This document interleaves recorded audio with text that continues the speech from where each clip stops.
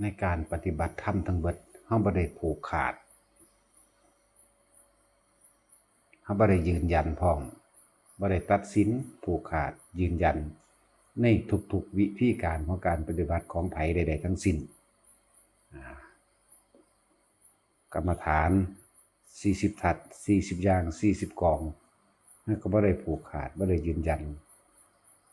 แล้วผู้ใดสิฝึกหัดปฏิบัติโดยวิธีใดก็ตาม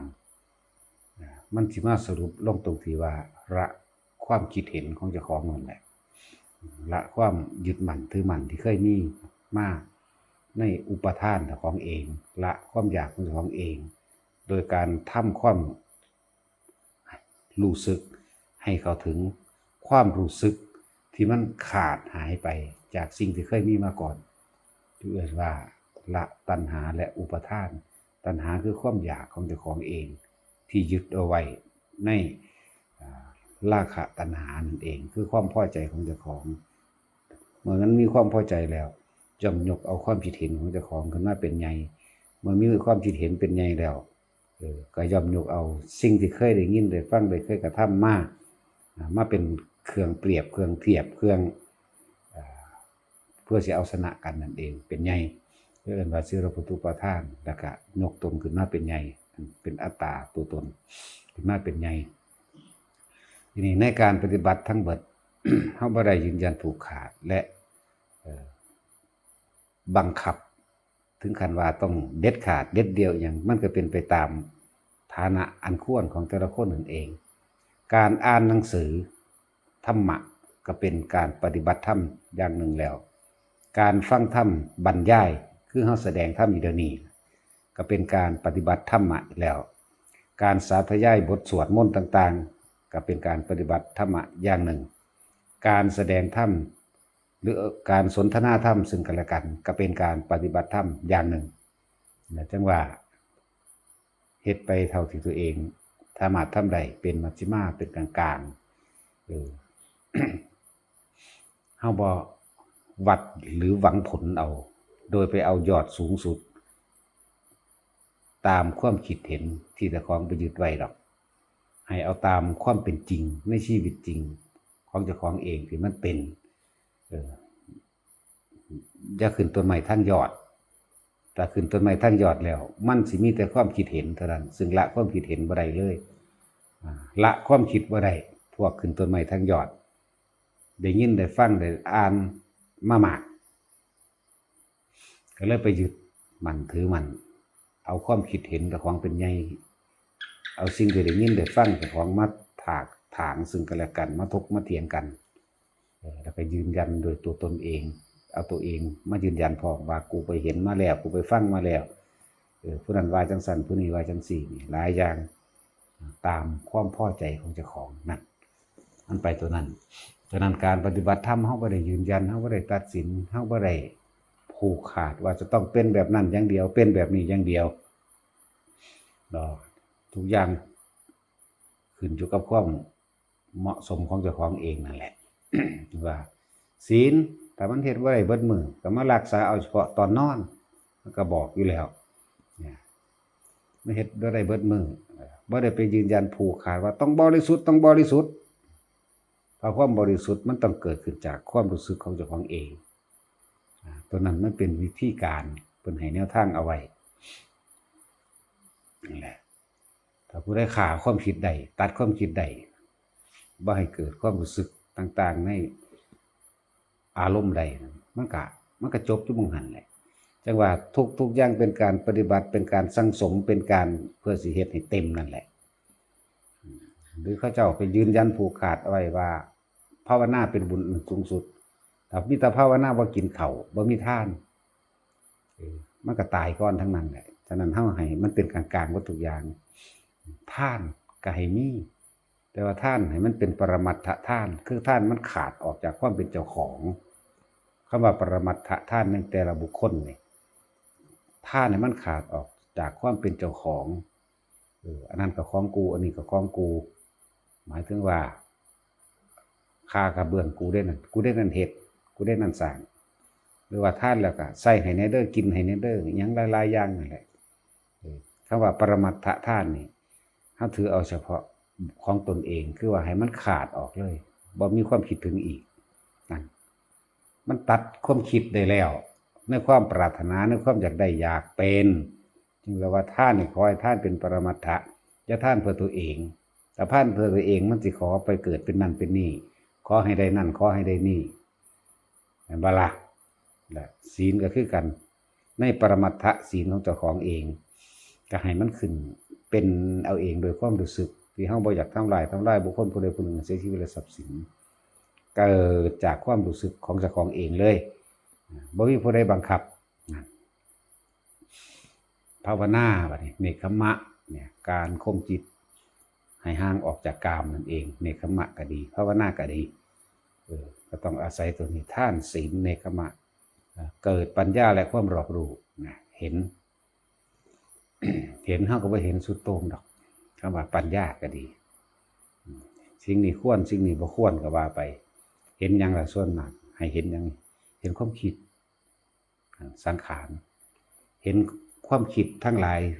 ที่มันไปก่อภพก่อชาติก่อเหตุให้เกิดเป็นนั่นเป็นนี่หรือว่ารอบรู้ในกองสังขารก็คือเห็นความคิดอันใดก็แล้วแต่ที่คิดแล้วอยากให้ได้เป็นไปดังใจที่เจ้าของคิดนั่นแหละเกิดไปตามสิ่งนั้นแหละความคิดอันใดที่เฮาพยายามที่จะเอาความคิดเห็นเจ้าของมายืนยันตัดสินให้ผู้อื่นเป็นไปตามสิ่งที่เจ้าของคิดเห็นออกมาอันนั้นก็เกิดความคิดอันใดที่ยกข้อเหตุผลนั้นนี่มาอ้างเพื่อให้ทุกคนยอมรับเจ้าของเองนั่นก็เกิดเป็นอัตตาตัวตนล่ะเกิด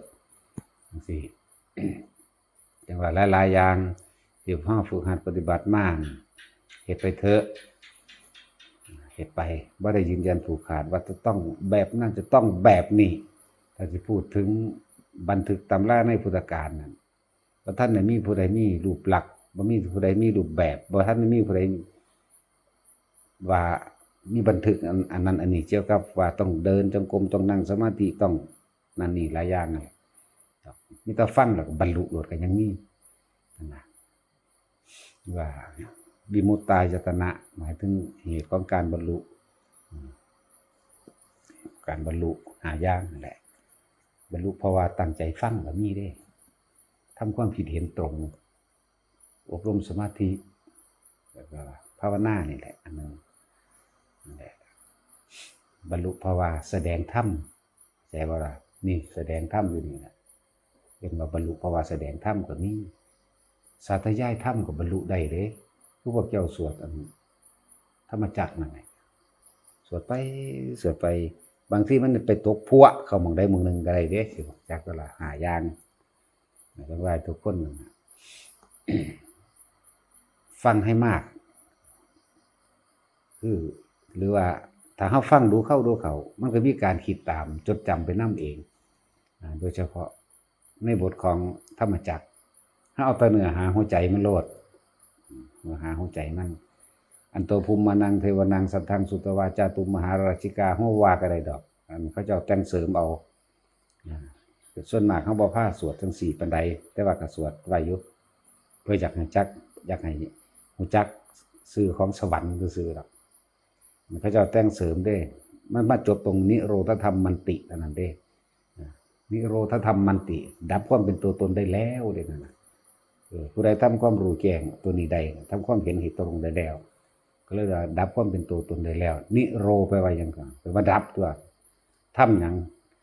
ดับสภาพและรู้เท่าทันความจริงวัตถุกอย่างมันติมาจากอาตมันคือตัวเองน่ะดับตัวเองได้แล้วสอนคนบ่เคยจักหยังหานี่นะแต่ว่าสอนง่ายก็คนจักหลายอยู่หรอกสอนคนนั้นความรู้หลายนี่บ่ได้หรอกมันยากสอนพวกผู้ฝึกจังซี่แล้วมันจังสบายดีเนาะว่าอีหยังเขาก็บ่รู้เรื่องนำกูว่าแบงใดก็ได้ตัวแบงใดก็ได้เนาะแค่นี้ถ้าให้ถ้าด่ามากก็จอบถ้าเครียดเด้เนาะเห็นบ่นั่นแหละธรรมะแท้รู้จักบ่ศูนย์ขึ้นนั่นแหละของแท้รู้จักว่าล่ะพวกเจ้าเอ๋ยพอความรู้หลายๆมันสิแย่งจากว่ามันสิเอาความคิดเห็นตัวนั้นตัวนี้ออกมาจากบทนั้นบทนี้หนังสือเล่มนั้นลีนานั่นนานี่ พระสูตรนั้นพระสูตรนี้เนี่ยเอาความรู้หลายเขาสอนมาได้เขาบ่มีความรู้เขามีแต่ด่าเอาโลดเนาะยายลมตาจุ้ยมื้อนี้ด่าเอามีสมองขี้มูกเกตจังซี่จักว่าล่ะยายอ้วนจังซี่เนาะจอบหาแต่แนวเอาเด้ยายอ้วนจึงบอกว่าเอากาแฟไป2 ห่อ 3 ห่อเสื่องดีๆเด้อเสื่องยายอ้วนยายอ้วนก็จอบตะเคียนคือกันเด้โอ้ยมาว่าคักว่าแน่แท้เด้เนาะนี่แหมอารมณ์แหมคือบ่ฮู้จักนี่แหมธรรมะของแท้แหมโอ้ยเฮ็ดมากันเท่าใดนั่นนี่อีห้าบุญนี่ก็ไปออยเอาเด้โอ้ยเจ้าก็จังซั่นจังซี่ว่าเด้นี่ก็คือกันเด้ออีห้านี่ก็เลยว่าถ้าว่าไงจอบซะตะเครียดน้อยใจจอบซะตะลี่ให้เนาะมันก็เบิ่งอารมณ์ความรู้สึกเจ้าของมันเกิดจากสิ่งใดคิดนั่นบ่คิดไปเด้นั่นเกิดเป็นตัวตนบ่ซั่นอาตมันจักบ่ล่ะเกิดขึ้นมาแล้วนั่นอาตมานั่นล่ะอาตมันก็เลยตัวตนเกิดขึ้นมาแล้วนั่นน่ะนี่ธรรมะแท้ๆมันอยู่เมืองนี้บ่ซั่นสิว่าให้ละอารมณ์บ่อาสวะอารมณ์ที่มันของอยู่มันของเรื่องใดของกับเรื่องโตกูของกูนี่แหละที่ไปของเรื่องใดเห็นมั้ยละเข้ามาที่อารมณ์ความรู้สึกอีหยังต่างๆนี่มันเกิดขึ้นมันก็อาศัยการคิดปรุงแต่งไปเรื่อยๆเมื่อปรุงแต่งไปแล้วมันก็เกิดอารมณ์ความรู้สึกในความพอใจและบ่พอใจนั่นเองนี่โตธรรมะแท้ๆภาษาใจแท้ๆนี่คือตัวนี้ดาดูเขาเนาะลึงซื่อๆมวนซื่อๆได้แต่ว่าบ่ละเพราะว่าหยังบันทึกผู้อยู่ทางนอกด่าศูนย์ให้เขาคือเก่าอยู่ลองทำอารมณ์ความรู้สึกที่ผู้ที่เฮายอมรับด่ากับคนทางนอกด่าเด็กหน่อยด่าหรือคนที่เข้าใจว่าเจ้าของเหนือเขาด่าหรือยังเครียดอยู่บ่ใจว่าใจทั้งหวดโอ้ยแม่หมดใหญ่เอ้ยคือโลด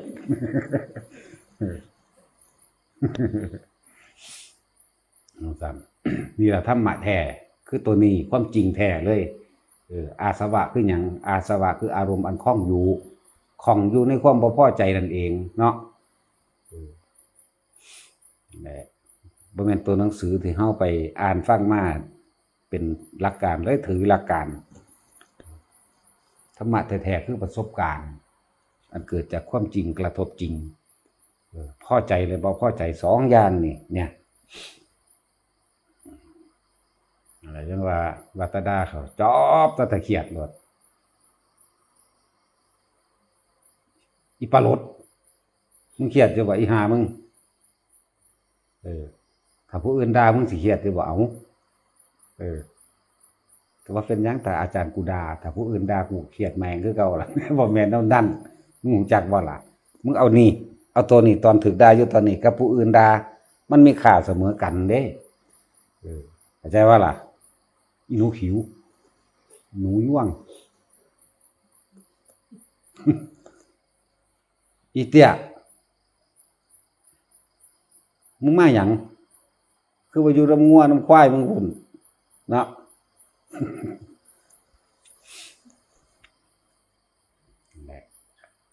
นี่คือธรรมะแท้ๆนี่เราต้องเฝ้าสังเกตความรู้สึกเจ้าของในความพอใจและบ่พอใจอยู่2 อย่างนี่แหละเพราะว่าหลักธรรมต่างๆเขาฟังมามากแล้วตัวจริงมันคือตัวนี้ความบ่พอใจตัวเดียวนั่นแหละให้มันเข้าถึงอารมณ์ความรู้สึกตัวนี้ผู้ใดละอารมณ์ความรู้สึกในความพอใจและบ่พอใจใดละความพอใจตัวเดียวกับละได้ทั้งหมดใช่ว่าล่ะเพราะว่าความบ่พอใจมันเกิดจากหยังเกิดจากความบ่พอใจนั่นแหละเกิดจากความศูนย์นั่นแหละไม่ใช่ก็เนี่ยธรรมะแท้ๆมันต้องเอาตัวนี้ตัวนั้นเป็นสื่อมันเป็นสื่อเฮากำลังเรียนรู้สื่อของกิเลสเนาะสักกายทิฏฐิวิจิกิจฉาสีราปุตุปามาสไล่ไปนั่นแหละสื่อของกิเลสเฮากำลังเรียนแนวทางการเกิดของภพของชาติก็เป็นสื่อของการเกิดคือปฏิจจสมุปบาทอวิชชาปัจจยาสังขารปัจจยาวิญญาณังเฮากำลังเรียนสื่อของความดับอวิชชายะตะเววะเสสะวิราคะนิโรธาสังขารนิโรธก็ว่าไปมีแต่สื่อมันเด่นแต่ว่าโตจริงมันผิดพี่ใจหอมมึงสิล่ะยายหอมเรากินข้าวกับขี้ดัง เรื่องสั่นแล้วคนขี้ที่ด้วยกันน่ะก็จังสั่นแล้วเป็นผู้ใดมา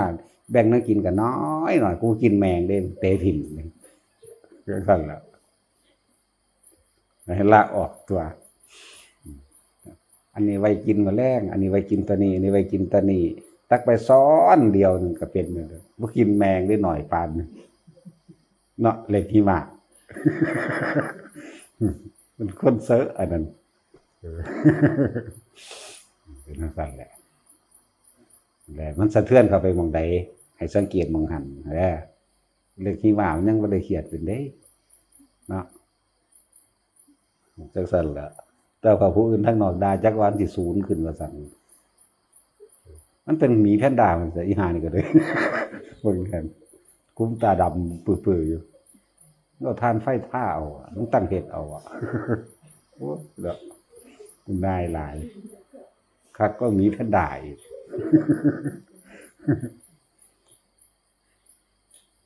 เดี๋ยวลาตีคิดฮอดหยังเด้อนี่ซึ้งลึงอยู่หั่นน่ะฮะมึงคิดฮอดหยังตาสักลงไปน้ำความคิดมึงอยู่ใส่ตอนนี้โอ้ยขายของไม่ได้จอบแต่เอากูไปขายของซอยฮานี่ก็เลยอันนานซอยแม่นามาตุพุทธานันอยู่หันแหล้วธรรมดาจะรู้จัก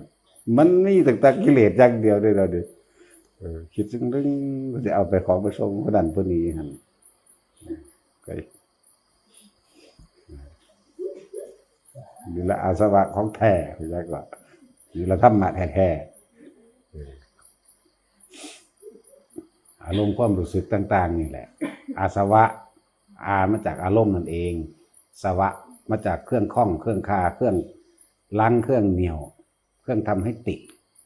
เรียกว่าอาสวะคนที่เทศไปจังได้กระสร้างบัตรที่มาลง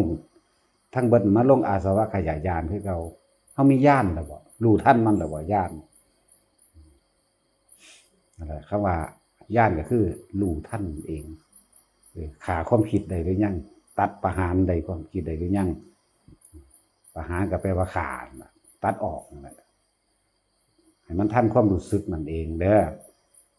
มันเนื่องกันน้อยนึงได้สองอันนี่ความรู้สึกมันคิดเนื่องกันตาเห็นว่าต้องคิดได้บ่หูได้ยินว่าต้องคิดได้บ่เนี่ยฟังยากเป็นไปบ่ได้ดอกก็บ่คิดก็ว่าเด้จริงๆเฮาเห็นเขา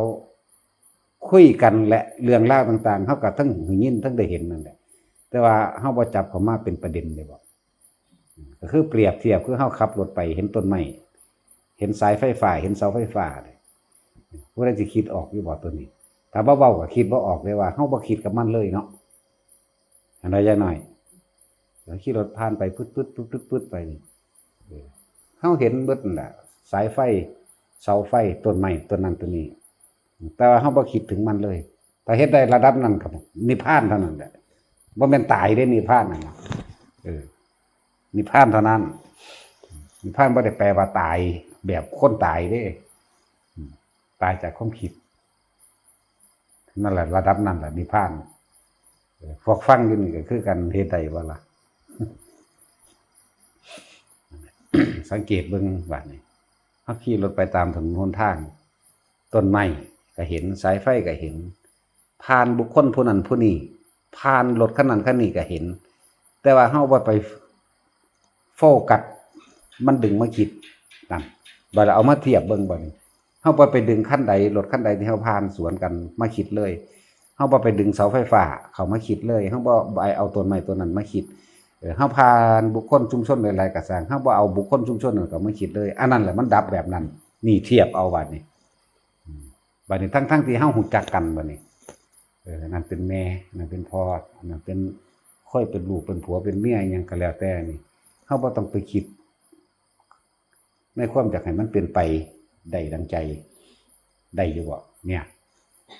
ตัวนี้แหละมันน้อมเข้ามาหม้องนี้ต่างหากมันถึงเลยมีวิธีหลายๆอย่างในการที่สิคมซะก่อนคือจังเฮาเอาความรักความปรารถนาหวังดีกับบุคคลที่รักคือพ่อคือแม่คือลูกคือหลานคือพี่น้องคือญาติคือมิตรสหายทั้งหลายแหละ เฮาอยากให้เขาเป็นจังซั่นได้ดีแบบนี้แล้วเฮาพยายามสิแนะนำหรือดิ้นรนค้นคว้าให้เขาจนเหมือนถึงเจ้าของเป็นเองพุ่นล่ะถ้าเกิดว่าเขาบ่เฮ็ดนำเฮาสูญเด้เนาะสูญขึ้นนั่นแหละเกิดจักว่าล่ะก็เลยบอกว่าเอาความรักและหวังดีมาทำลายเจ้าของเองโดยบ่รู้ตัวสัตว์ทั้งหลายเกิดตายที่สุดก็เพราะว่าความรักความอะไรนั่นแหละเข้าใจบ่ล่ะอีหน้าแหลมอีหนูย่วงเข้าใจอยู่เฮ็ดบ่ได้เนาะ จอบสักกระสูนในผัวได้อีกหานี่ก็เลย ผัวมึงบอกจักมือหนึ่งมันก็ต้องตายจากกันเด้จักว่าล่ะเนาะมันลงมองดีเด้เป็นยังเฮาคือบ่ตายก่อนตายเนาะตายออกจากความยึดมั่นถือมั่นตายออกจากอารมณ์ความรู้สึกว่าบุคคลผู้นั้นเป็นของกูได้ว่าล่ะสมบัตินั้นเป็นของกูสมบัติที่มีวิญญาณและบ่มีวิญญาณมันบ่มีของไผมันเป็นของเกิดผ่านเขามีชีวิตอยู่เขาก็เพียงแต่ว่าหากินซ้ำตายอย่างหนึ่งใส่มันเป็นสิ่งที่สำคัญที่สุดในชีวิตของคนคืออาหารอาหารที่อยู่อาศัยเครื่องนุ่งห่มเนาะยาแก้ปวดเท่านั้นแหละยารักษาโรคมันบ่รักษาดอกมันแก้ปวดซื่อแม่นบ่ซั่นผู้ใดไปฉีดยาแก้ปวดมาแล้วก็เศร้าหั่นตัวบ่เห็นว่ามันสิเศร้าโรคเบาหวานก็คือกันเนาะมันเศร้าอยู่บ่สัตว์เบาหวานก็เลยมาเล่งมื้อนั้นว่าถ้าปวดเข้าไปเขาก็เอายาแก้ปวดให้กินแล้วกลับมาปวดอีกก็ไปอีกคือวิธีนั้นแหละแค่ตายนั่นแหละเนาะถ้าเฮาระลึกนึกถึงความตายแล้วเป็นหยังเฮาคือบ่หดสั่นความคิดเข้ามาให้มันทันความรู้สึกที่มันเคยยึดมั่นถือมันว่าสัตว์เท่านั้นเป็นของกูญาติมันเป็นญาติกูเนาะให้มันสักแต่ว่าเป็นญาติเป็นอัปทานแต่เก่าเฮาเป็นอุปทานอุปทานนี่แปลว่าความยึดมั่นถือมั่นในความอยากได้อยากดีอยากมีอยากเป็นอุปทานคือความอยากและความยึดนั่นเองต่อมาเฮาว่างอุปทานได้แล้วมันเลยเป็นอัปทานเนาะนั่นแหละเอาพอ